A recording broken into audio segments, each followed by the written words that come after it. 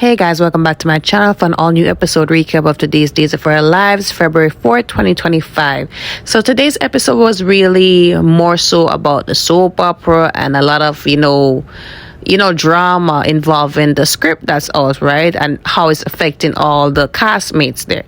So we start off with the scene with Hattie and Bonnie, right? So Bonnie is still, holed up in the hospital after her big accident, right? Hattie comes in to check in on her and she brings her these candies, these bonbons for her.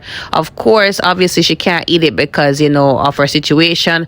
And Hattie said, I'm sorry to hear what happened about you. And, I'm just going to say throughout this scene, Hattie was very insensitive to how Bonnie's really feeling. She kept pressuring her to talk and she knows that Bonnie cannot really talk. It's a lot of muffling.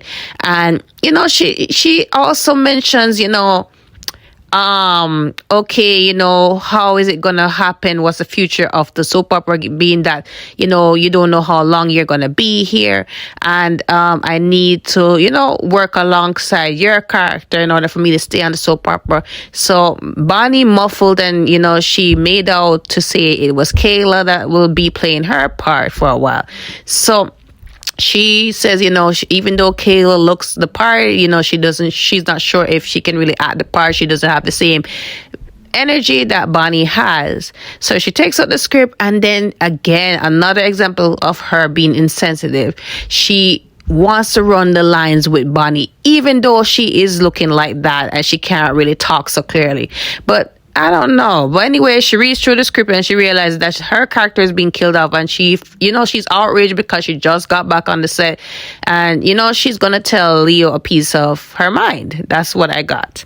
Steve and Kayla are coming back after what happened with the wedding ordeal, and Steve just can't believe that that happened, and he doesn't believe for one sec that Jada is guilty of any of the allegations she's being accused of, and he's gonna be on it, right?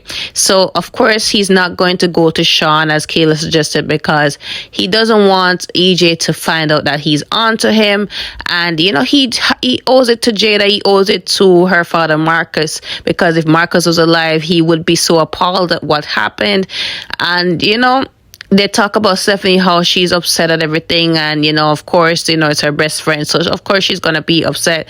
So they go inside. And before they go inside, Kayla gets the script, or what we thought was the script, right? So Kayla starts reading through it.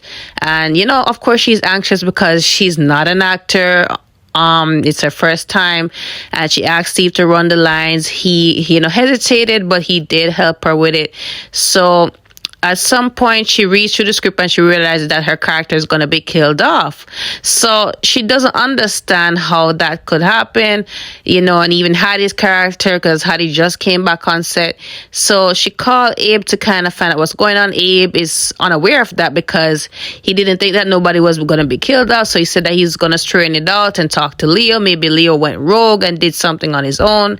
So he said that he was going to find out, and Kayla tells Steve that. So at some point, Kayla started feeling dizzy, and she just collapsed in Steve's arm. So again, we don't know what's the cause of that, but moving on. So Johnny was on the phone at his house talking to Seth Byrne, telling him how he's playing playing the role of the doctor on the soap opera set very well. He's grown into the role. So while he was doing that, they talked about how Chanel's character is missing, how he misses her in real life. That time Chanel comes in. So he comes off the phone with Seth, and Chanel says, there was a script at the door, and she, gave it to him. So he said, why are you here? You must have a reason. So she said, I'm here to really talk about us. And let me tell you, the scene with them, this was definitely well needed, and I'm glad that Chanel really came and really wanted to put her marriage as priority and not do the childish, immature thing that she was doing earlier, right? So she said that, listen, if we're going to really work on our marriage, we need to put in the work, and it means that if you if you have any thoughts, or if you feel a type of way, you need to come and talk to me about it. You don't need to assume, you don't need to, accuse me of anything that, I would not do to you, right? So he said that it's his part, it's his fault, because he was really crazy jealous, and he went out of the way to really hurt her, and he's really sorry about that, right? So they reach a conclusion. They had some closure on the situation with him and Joy, and they just really said that they need to just work on getting back to where they were, right? Because they really do miss each other. They really do still love each other. And Johnny asks if she can move back into the house. Her being at her mom's place is not really helping their marriage. It's just putting a wedge between them. So she said that about that. She packed her things, and it was in the car already, so he go and grab them, and he said, no, I don't want to push you to go back into the same bed with me. And she said, one step at a time. They kiss, and they really had a good good end to the conversation. So at some point they go over the script, and he asked her permission to really read the script since she's not on the show no more. So she said, go ahead, what's happening now. So he read the script, and he realizes that Seth Burns' character is going to be killed off. And he said, I was just talking to him about how good he was getting. I need to call Leo to find out what's really going on. So, because if he's off the show, he might not want the hospital to be a setting for the soap opera. So before he got to, make the call, he started feeling dizzy and he collapsed. So Kate and Abe were definitely talking about the soap opera and how it's progressing.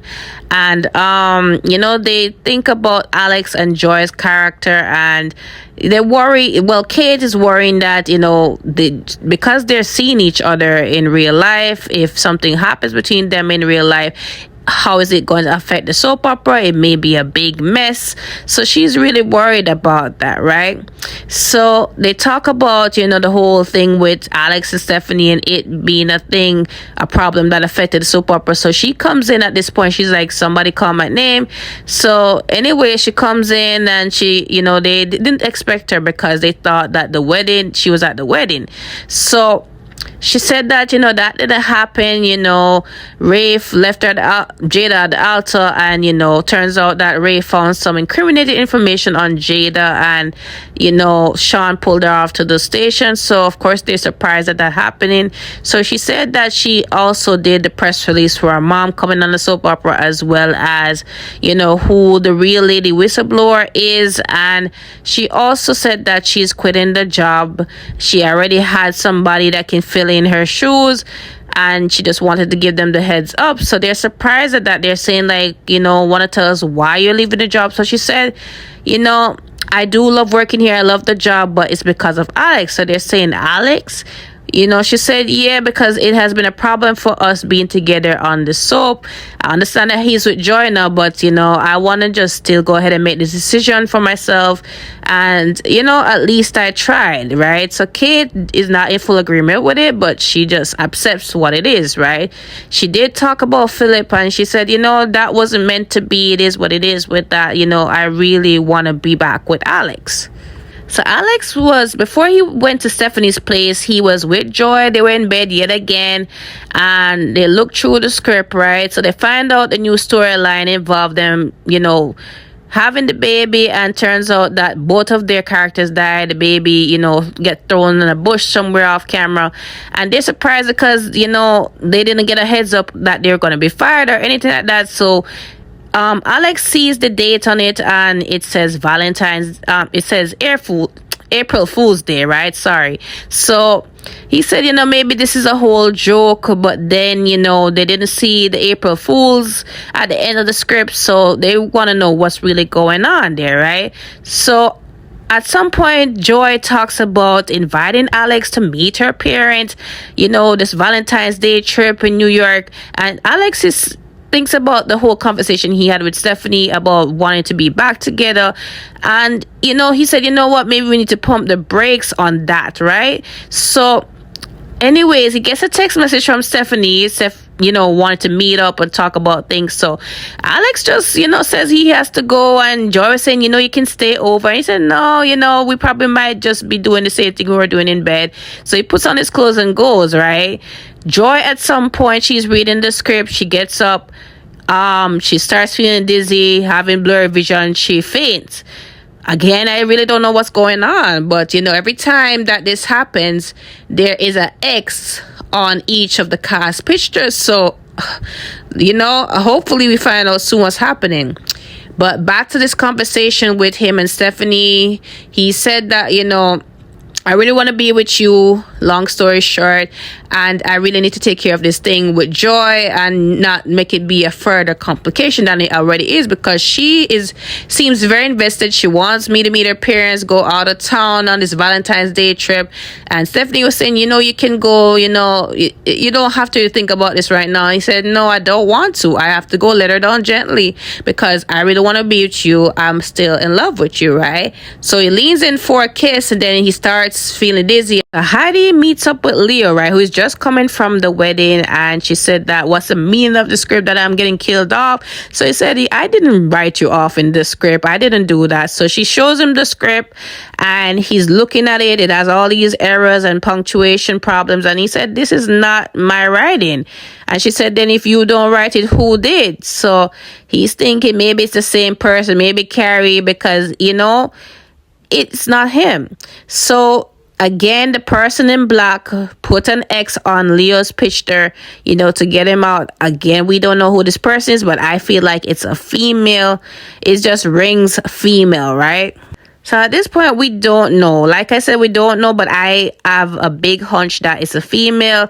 It could be Whitley coming back after Abe for revenge, because Abe is saying maybe he knows who's behind it, because he was gonna call Leo to find out what's going on, right?